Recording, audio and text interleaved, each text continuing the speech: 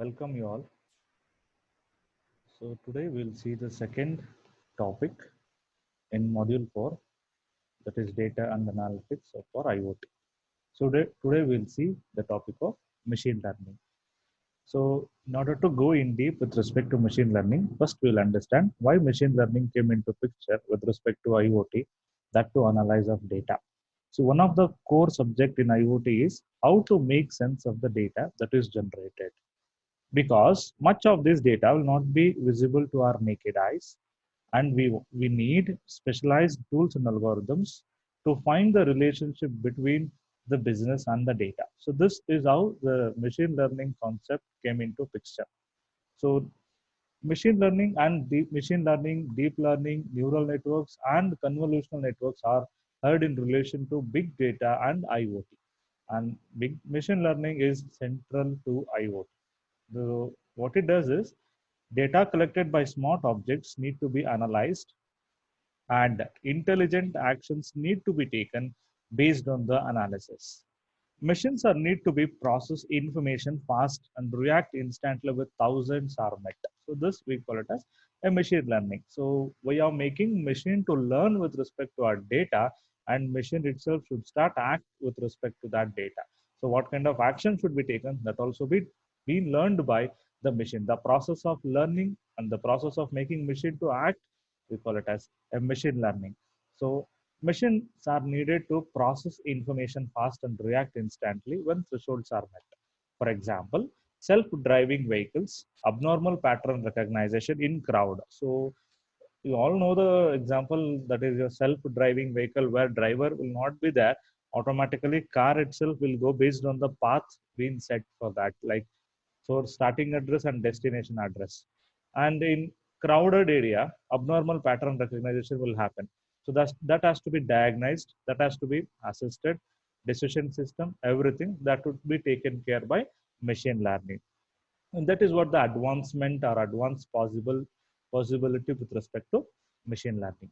So next, machine learning is a part of large set of technologies commonly grouped under an umbrella, that is artificial intelligence. Under the term called artificial intelligence, we call it as AI, where it mimic human intelligence. We artificial intelligence, by the name itself says, intelligence would be given to a machine, but that is an artificial, just mimicking human intelligence using any technique for a very advanced logic, if then else our decision loops and so on.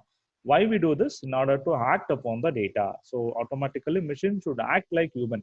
That is what the intelligence, but this intelligence is artificial, which is also called as artificial intelligence.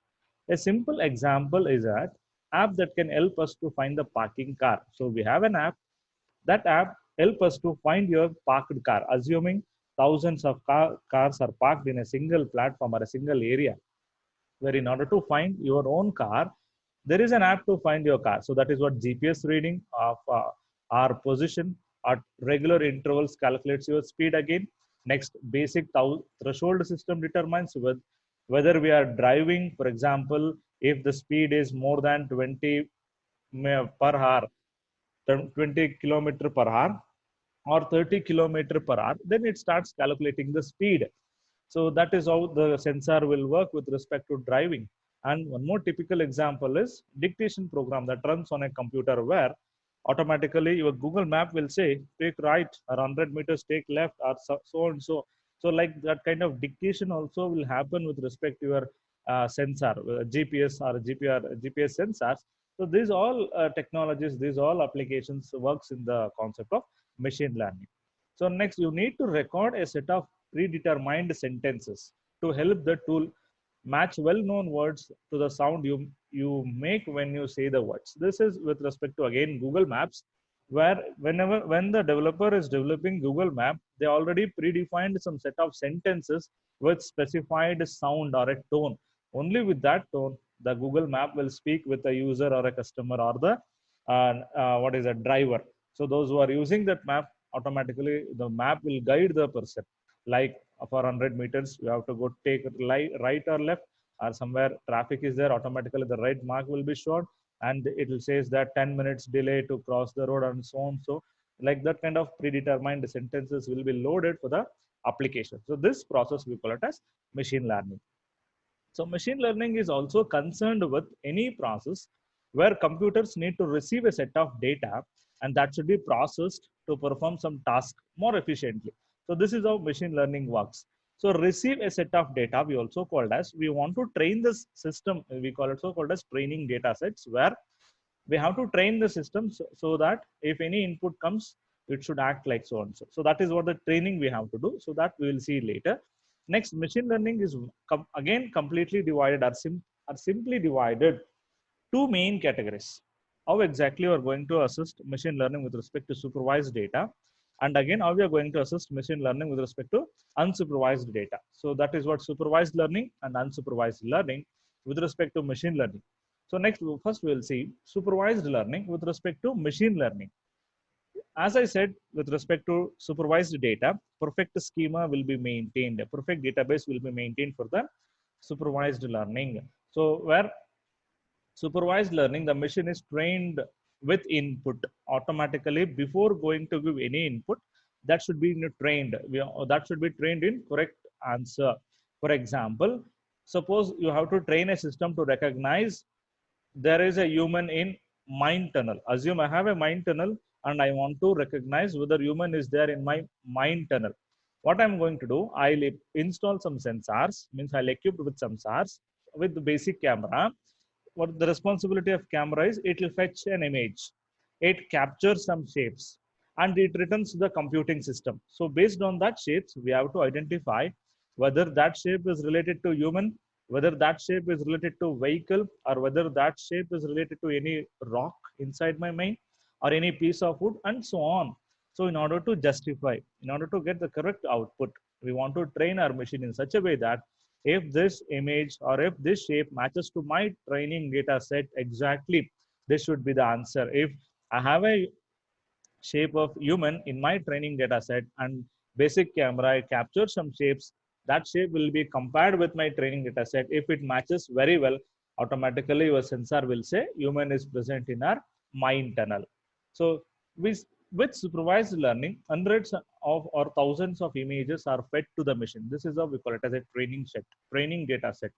And that should be labeled like this is a human image, this is a rock image, this is a ore image, and so on. So, see, algorithms are used to determine a common parameters and common differences between images. Multiple algorithms are used in order to give efficient answer. The comparison is usually done at the scale of entire image or pixel by pixel. So this is how, in order to give efficient, we'll go with pixel by pixel or some kind of entire image. It will not stop like first parameter as matched. So automatically it gives an answer. No, it has to match with all the parameters which we had specified when we are training our system with any training data set. So images are recognized to have same characteristics like resolution, color depth, position of the central figure, and so on. Each point is analyzed perfectly. So that kind of algorithms are used to analyze. Human image certainly types of shapes and pixels in certain locations. That is what a face will be there, leg, mouth, ears, and so on. Each new image is compared with set of known good images. So this, the meaning of good images is training data set images or a backend images which we have trained already with respect to our machine. And deviation is calculated to determine how different new image is from average human image. So that is what the difference is also. So this process we call it as classification. What kind of classification? Automatically your system itself do the classification based on the fetched image and based on the data trained image. After training, now machine should be able to recognize human shapes. So before real field deployment, the machine is usually tested. Before leaving to market, first we have to test whether this machine is going to give a right answer or not. So we'll fed with something called unlabeled pictures. This is called the validation or a test set. This depends on machine learning system used to verify recognition level is at acceptable threshold. So if you're going to specify any unlabeled pictures, whether it should be validate or a test set to be depending on machine learning. If the machine does not reach the level of success, expecting more training is needed. That is what the That is what the learning with machine. So if machine is not giving a perfect answer, if we understood that, machine has to go with some more training. So that is what more training is needed once it does not reach the expected result. So that is all with respect to supervised. Next, we'll go with unsupervised learning. As we all know that unsupervised learning, there is no perfect schema or a data set to store the data. In some cases, supervised learning is not the best method for the machine to help with human decisions. Suppose that you are processing IoT data from factory manufacturing with small engines. We'll go with unsupervised learning.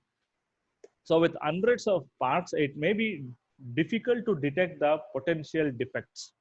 And it is also impossible to train the machine to recognize issues that may not be visible. So that is how the difficulties comes with respect to factory. It's difficult to detect the potential defects in all the aspects, in all the areas in a company. So we can test each engine and record multiple parameters such as sound, pressure, temperature of key parts, and so on. So if sounds changes to the with respect to my excuse me, with respect to trained sound, automatically your machine, your sensor will say sound had got changed, you have to take care of it. And then pressure, temperature, and so on. Once data is recorded, we can graph these elements in relation to another. For example, group the engines by the sound. We'll go with the grouping based on the sound generated by your machines, and we'll create some grouping with different kind of algorithms are used. Here we are going to see that k-means clustering, which finds mean value for a grouping engines. So we use k-means cluster to create a clusters which belongs to the same group. For example, temperature, mean value for temperature. Again, sound, mean frequency of sound, and so on. We'll create one cluster with respect to temperature. We'll create one cluster with respect to sound, where all the data with respect to temperature will be saved in one cluster, and where all the data with respect to sound will be stored in another cluster. Next, grouping the engines this way is very quickly reveals several type of engines. Grouping will help you to analyze very quick, and all this belongs to a same category. So all engines of same type produce a sound and temperature in a same range.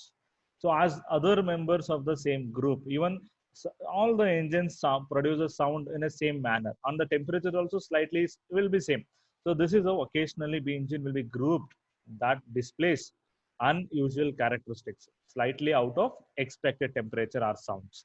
So this is the engine that you send the manual evaluation, and then again it will go to the manual evaluation to cross check, and computing process also associated with respect to unsupervised learning. And the type of learning is unsupervised because it's not a good or bad answer to know in advance. The behavior, grouping behavior, and also it learns something that is different, very simple. Of course, engine with or clustering or grouping with similar engines is very simple. Again, it is a multi-dimensional parameters as well. For example, we have something called a grouping and deviation identification, where we have different clusters. Each clusters is responsible with its own type of a data, and here we have one figure to see the cluster where different colors are associated with that. So here you can see the diagram with respect to cluster and deviation detection example. So here we have different kind of clusters where we have shown in different colors. Green color, again one more cluster is formed with respect to green color. Yellow color, one cluster will be formed. Blue color, one more cluster. Red color, one more cluster. So like this, a same kind of data will be grouped and form a different kind of clusters to store the data. Why we want to do this? So why I want to go with the concept of clustering? So if I mix all the data, assume I have a temperature data and I have something called oil pressure data with respect to my factory. If I mix both the data in order to analyze, it is very difficult to get which data is with respect to temperature and which data is with respect to oil. So if I separate this complete data with respect to oil pressure and this complete data with respect to temperature, for that my analysis is very simple and very neat, and the efficient answers will be generated. How exactly, or you can give the statistics report based on temperature or based on oil pressure that is there in our factory. So only for this, or only to analyze, only to fetch a required exact efficient answer, we go with the concept of clustering.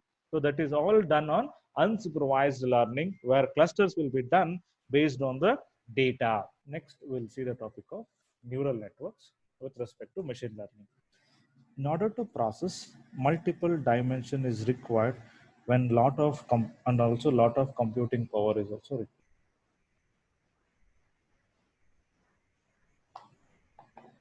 Now we'll see the concept of neural network in machine learning topic. So in order to process a multiple dimension is required and lot of computing power is also required to, and it is also very difficult to determine what parameters to input and what is the combined variations were raised. Similarly, in supervised learning is also efficient only with large training data set. In order to use supervised, again, we want to train our machine with large data set, and training leads to a higher accuracy in the prediction. But this requirement is partly made by machine learning. It been fade away somewhere in 1980s and 1990s. So why? Because it has been very expensive and complicated. It is training a machine is often expensive and complicated. So neural networks are a ML method that mimic. It's a mimic with respect to ML, where the way how exactly human brain works. We'll take a small example. We have seen a small example with respect to actuators with regarding your human brain, where human brain have different neurons or cells or different what is that neurons. Whenever you want to fetch any data, we have something called a sensor. Eye is a one kind of sensor where it takes input. Once it fetches any input, automatically that will be passed to your brain will analyze the data and it recognize what exactly should be done on that. If assuming it's like a eye temperature, automatically your body will feel that temperature and you will make sure you move away from that temperature. Like that kind of analyzed will be done by a human brain. So when again the same example, when we look at a human figure, multiple zones of our brain are activated to recognize what is a color, movement, background image, facial expression, and so on. Finally, we'll conclude that a shape we are seeing is human. So in order to train our machine in such a way that it should act like human being, how exactly we are going to train? So in order to train like that, different algorithms are used. So each have been charged with the aspect of specific information. So here different layers been used in our neural networks in order to give us a exact answer, where one unit computation can be used directly to another. Like one layer output will be input for my second layer. Second layer output will be the input for my third layer. So like that, it has been gone through with several layers in order to give a single output. So we'll see one example with respect to one diagram. We'll see one diagram how exactly neural network recognize a dog in the photo. So here my example is like I want to recognize dog by seeing a photo. So in order to recognize it is a dog by a machine, first you have to train a machine in such a way that how exactly dog looks like, how exactly the shape of dog looks like, and all the aspects and all the criteria with respect to dog has to be trained first. So that is what my first stage, that is training. During the training phase, neural network is fed thousands of labeled images, various of animals, learning animals, learn to classify them, like wolf will be there, dog, and so on. Different animals are there. All the animals has been fed in training data set. So after passing the training, we have something called input. We are going to give input for my example, that is first stage, that is input. Unlabeled image is shown to the predictor network. So first I'll give an image, dog image. I know that it is a dog image, but my machine has to give the correct answer based on my image. And it will go to the first layer. It will check whether shape and edges, primary requirement to analyze. Like human picture will not have a shape and edges. Like the dog pictures will have a small kind of shape and edges. So like that, it will be differentiate.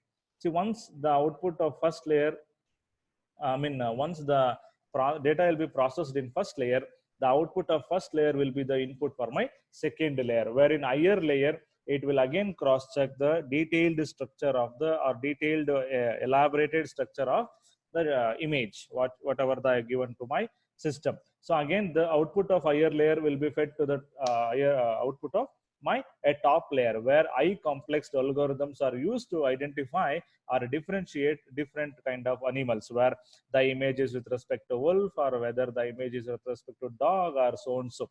After that, it will give an output. So there will be a predicting kind of output where 90% the picture whatever you are given, it's look like a dog, and 10% it's look like an wolf. So the accuracy stands with 90%, where your machine also been trained to identify the input is the image which we had inputted is a dog. So this is how your neural network works. So if the image is passes the first layer successfully, so that is nothing but once it identifies a shape or what is that angle, again it directly go to the second layer, and it looks like a different features with respect to again face, arm, and so on. And the third layer again compares image to image, and finally it says this image is not a human image, this image is something else, that is dog image. And finally you will get an output with respect to neural network. So in order to get a great efficiency with neural network, each unit process a simple test.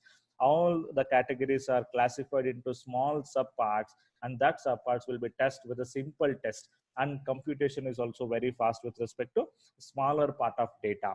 So one advantage of deep learning is more layers allows richer intermediate processing. So when we have a different or huge layers where all the layers will go in deep to understand the image with respect to trained data set in order to give efficient answer. This is a one major advantage.